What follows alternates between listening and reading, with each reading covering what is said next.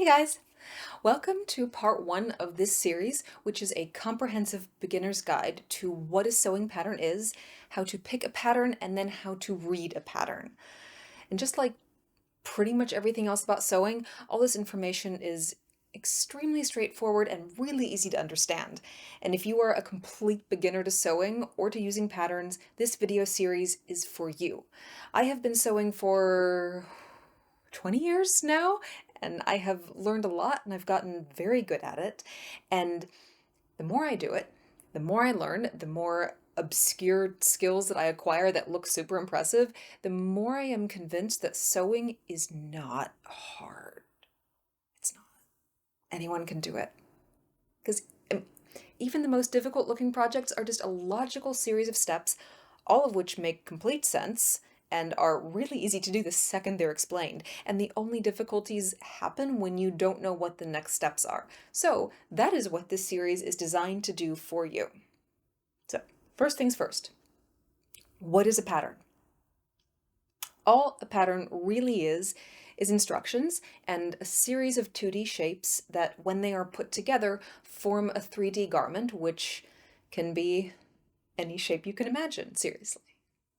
Any shape.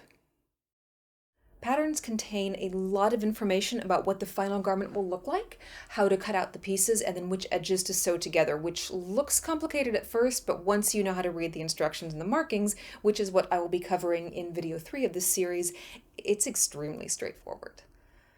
So you do not need a pattern to make a garment. But the benefit of using patterns is that someone else has already figured out the geometry of how those shapes fit a human body. And over the centuries that humans have spent working with fabric to make clothes, we have developed a lot of knowledge about what does and what doesn't work well. And if you're a beginner, you just don't have that knowledge yet. So you're learning to sew and trying to teach yourself centuries of knowledge at the same time. And if that sounds fun to you, go for it. Do it. But it is easier, and it is much faster to learn using instructions written by someone who is directly passing on that knowledge to you. There are 4 kinds of patterns. There are widely distributed commercial patterns, there are niche patterns by independent sellers, there are patterns from books, and patterns that you make yourself. In the US, the big commercial patterns are primarily the ones sold by the big 4 pattern companies, which is Simplicity, McCall's, Butterick, and Vogue. There are a few others like New Look and Berta Style, but the big 4 are the ones that you will find everywhere. They are the easiest type of patterns to find. You walk into the sewing section at any Joann's or Hobby Lobby or Walmart. And sometimes patterns will go out of print, but you can often find someone selling them on eBay or Etsy. And they are also generally the cheapest type of pattern you can buy if you wait for a sale, and they do go on sale quite frequently. These envelopes contain pattern instructions, which include everything from how much fabric to buy, to which direction to place the pattern pieces on your fabric before you cut out the shapes, to step-by-step illustrated instructions of how to put your garment together. That is in video 2. But these envelopes also contain large folded pieces of tissue paper with the pattern pieces printed on them. And you cut out those pieces before you use them. There are a lot of markings on these pattern pieces, and I will give you an easy to understand breakdown of what all those markings mean in the 3rd video of this series. I do want to say one thing about the big commercial patterns. Just because they are beginner friendly does not make them bad patterns. And it definitely does not mean that just because they're commercial patterns or beginner friendly doesn't mean that only people who aren't very good at sewing yet use them. And it doesn't mean that once you get better at sewing, you stop using them.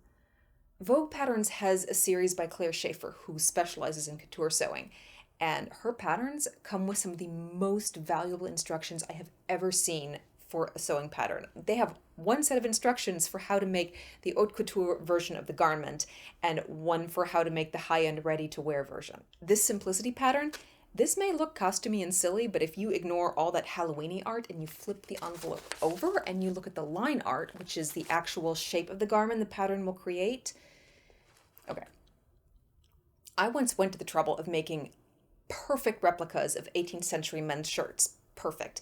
Only to find that the authentic historic pattern was almost exactly the same as the shirt in this silly looking Jack Sparrow pattern, except for some reinforcement across the shoulders and then that sleeve shaping under the arm. And this McCall's Outlander series of patterns, look, this one is almost an exact replica of this historic, authentic Janet Arnold pattern from this book. I am a professional costume designer, and I use Big Four patterns all the time. However, the Big Four pattern companies also have a number of shortcomings, and one of the most serious ones is that they are not the best for size inclusivity. They have been expanding their patterns to include plus sizes, but it is not completely comprehensive. Many of them go up to a size 22 or 24, but for women's patterns in particular, sewing sizes are completely different from streetwear sizes. Your pattern size may be anywhere from 6 to 10 sizes larger than your streetwear size, like the size on the clothes we buy in the stores. Fortunately, each pattern provides a measurement chart, which you can find on each pattern envelope.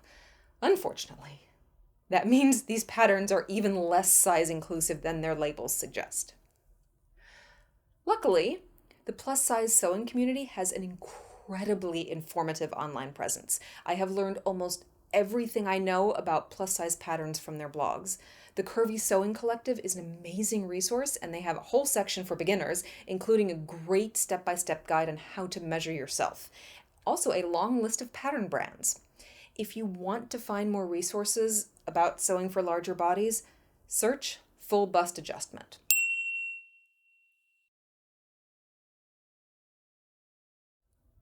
Anybody who provides good tutorials about this is almost like 99.9% guaranteed to have great resources on other aspects of patterning as well.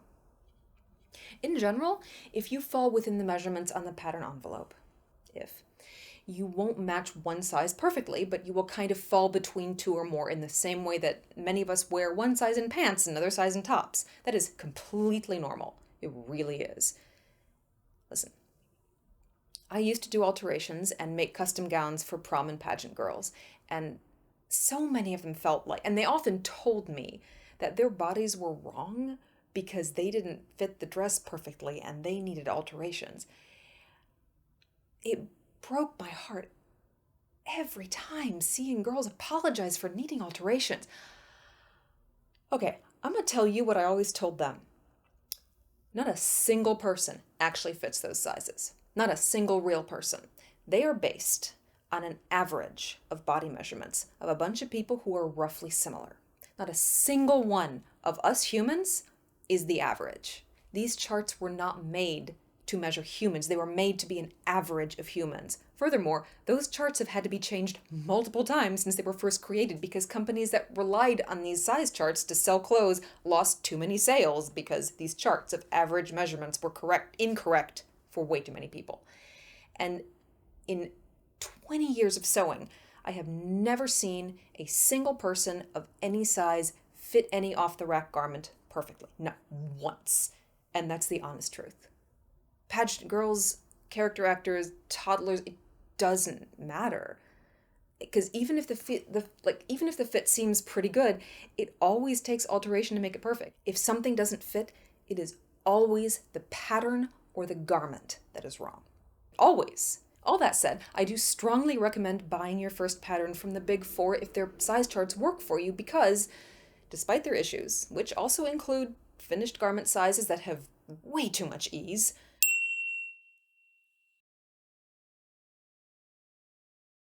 or instructions for many costume patterns that assume you're making a Halloween costume and not a quality garment, or arm size that are way too big.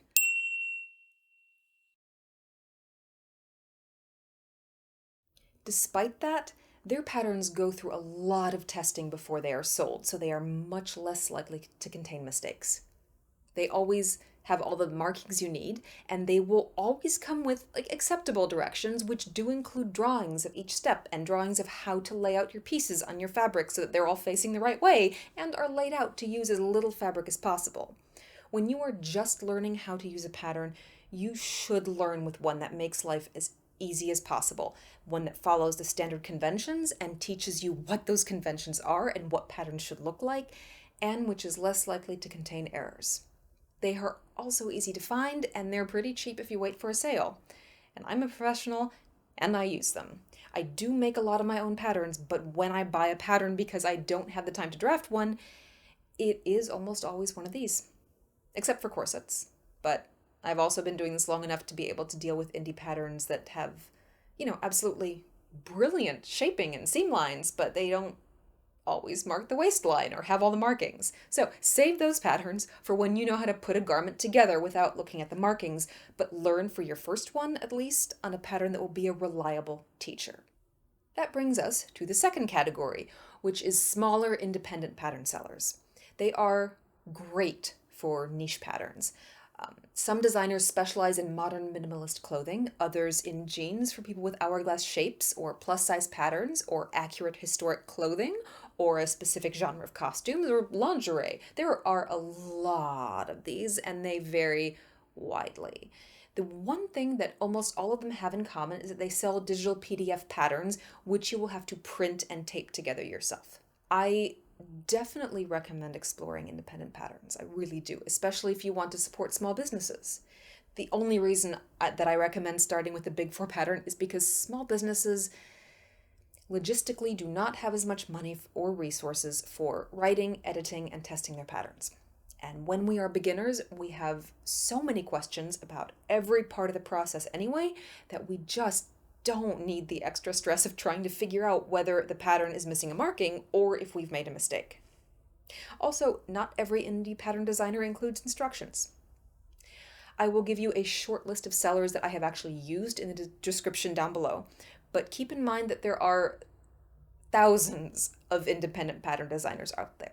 The first place to look is Etsy, because even if they have their own websites, most of them also operate an Etsy shop. Third, books. I love them. Patterns in books are printed on grids like this. To get patterns from books, you will need to enlarge them. This amazing series of historic patterns by Janet Arnold and the School of Historical Dress is a 1/8 of an inch scale, which means that every small square on this grid measures 1/8 of an inch on the page, and you have to enlarge the pattern so that each square of your finished pattern measures 1 inch. I know that people do take these books to print shops to have this done for them, which saves a lot of time. I am cheap and I do it myself. You can buy sewing pattern grid paper, which looks like this and has numbers, letters, and crosses, or you can print it yourself and you can tape the pages together. Just make sure that each square actually measures 1 inch, otherwise your whole pattern will be off. Hi. Then, you take a ruler and a pencil and you copy the pattern from the book. It really is not hard. The easiest way is to identify wherever part of the pattern touches the corner of a square and mark those points on your large piece of grid paper. And you count squares between each point. And that makes it much easier to connect dots and draw lines more accurately. Then you have to adjust the pattern to fit your size. And this is something that will be much easier for you to do once you've already worked with a few patterns. This is the best way to get historically accurate patterns, but I don't recommend starting with this method because it is pretty involved. Finally, you can make your patterns yourself. There are two methods. There is draping and there is drafting. Draping is a more organic method. It uses a dress form. You drape and pin fabric on it to look the way you want, and you mark all the folds, pleats, and gathers that you've created. Take the fabric off the form, and turn all those marks and shapes into a usable paper pattern. Drafting is a lot of geometry. You take a bunch of body measurements, and through a series of a lot of different steps, you use your pencil and a straight ruler and a curved ruler to draw a pattern to fit your body. You can draft a basic pattern for your torso or legs, which is called a pattern block. And then you draw the pattern for the garment you want based on your pattern block. Or you can draft a whole tailored suit or pair of stays using different, very specific series of steps. For obvious reasons, right? These are not beginner friendly. These methods are not hard, but walk before you run. Personally, here's when I use each of these types of patterns. Commercial patterns, I use those when I need something reliable and inexpensive in a hurry, and when the line art is similar to what I want to make. or if the pattern is unique and beautiful and inspiring in some way, like the vintage Vogue 1950s ball gown pattern, or if it has actual couture instructions, like the Claire Schaeffer tailored blazer pattern. I also use them a lot for theater where production budgets are smaller. Indie patterns are perfect if I need something also in a hurry, but I want a pattern that's historically accurate, or it's designed specifically for larger bodies or specific shapes, or is something really niche like a very tight lacing corset pattern. I can drape and draft complicated patterns myself, but that takes a lot of time. And when there are brilliant designers who specialize in the specific type of pattern that I'm looking for, buying an indie pattern really is the most economic solution. I enlarge patterns from books when I cannot find what I want elsewhere, or if I would rather spend the time with ruler and pencil than spend money on a pattern. This does admittedly happen a lot. I'm pretty cheap. Theater just burns frugality into your brain. Yeah. And I drape and draft my own patterns when I want something that's completely unique, or if I think the pattern's pretty easy and it would be just as fast to make my own pattern than to drive to the store. Skirts fall into that category a lot. I also end up combining options 1 and 4 very often, because if I want to make, I don't know, a fantastical coat for a flower god that's bursting with organza petals, it is easiest to open my pattern drawer and grab a nice commercial double-breasted men's coat pattern, and to use the commercial pattern as a base as I draft all kinds of fantastical changes to it. It's kind of like making a cake. You start with a cake pan that gives you the basic shape, and then you can make it look like anything you want with tiers and icing and fondant and flowers and sprinkles and fireworks. What? I don't know. I'm an American. I'm sure we've figured out a way to make edible fireworks. Shut up. It feels true. So, all of this has been what a pattern is. Up next, I will take you through how to pick the perfect pattern and how to figure out and buy and prep the materials that you will need. I'll see you next time.